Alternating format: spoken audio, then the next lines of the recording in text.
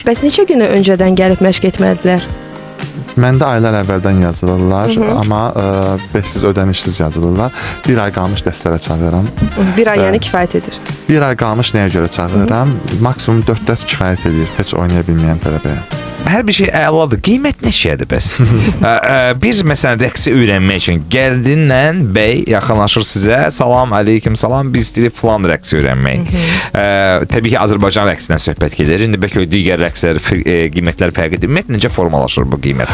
Yoxsa damara baxıb qan alırsınız? Əsla, heç vaxt elə bir şey eləməmişəm. Bəli. Heç vaxt tələbənin mənə, yəni maddi durumu heç vaxt mənə önəmli olmur. Yalnız və standartdır. Məndə konkret qiymətdir. Toy biznesində bəlkə də yeganə adam mənəm ki, qiymətimi paylaşıram.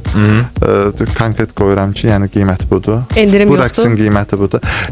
Budur demişkən, hətta bizə göstərmir. Ümumiyyətlə rəqəm deyir. 150 manatdan başlayır. Başlayır. Rəqsə görə qiymətlər dəyişir. Elementə görə dəyişir. Rəqsin stilinə görə qiymətlər dəyişir, sayına görə dəyişir. Adam sayı da ola bilər, bəzən dostlarla və s. da rəqslər hazırlanır. 150 manatdan məndə başlayır. Amma heç vaxt mən tələbənin cibinə görə qiymət demirəm. Hamıya eyni yanaşıram, mənə fərqi yoxdur onun maddi statusu önəmli deyil.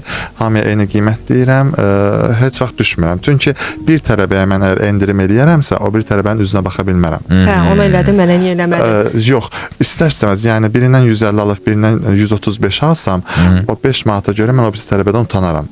Heç onun xəbəri də olmaya bilər. Amma mən yenə də utanaram. Ona görə hamıdan eyni qiymət alıram. Sadəcə pulsuz dərs dediyim tələbələr olur. Onda deyim sizə kimlərdir? Fiziki məhdudiyyət olan bəy-gəlinlər, elə buradan da səslənirəm. Fiziki məhdudiyyət ikisindən birində, hər ikisində fərq yoxdur. Fiziki məhdudiyyət olan bəy-gəlinlər əvvəlcədən yazılmaq şərti ilə tamamilə pulsuz özüm dərs deyirəm.